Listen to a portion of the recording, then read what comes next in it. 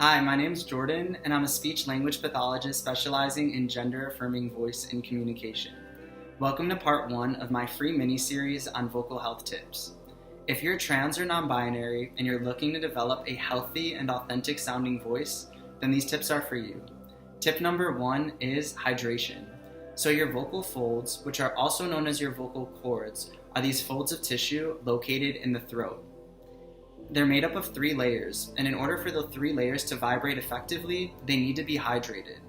If you're dehydrated, your vocal folds don't vibrate effectively and can lead to negative changes in the voice.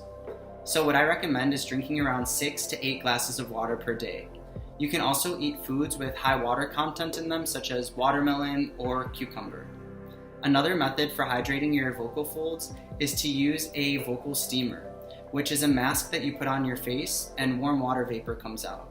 This hydrates your vocal folds directly, and I recommend it for anyone who lives in a really dry area or if you notice your voice gets fatigued often. It's just another method for hydrating your vocal folds, and it's very fast.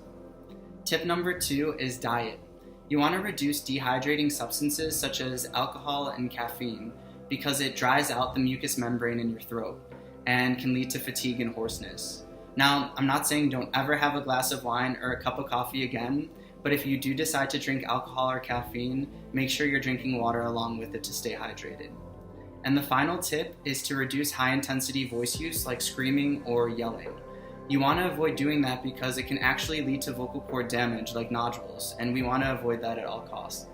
So just to recap on the vocal health tips. 1. Hydration.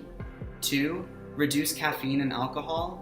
And 3, limit screaming or yelling.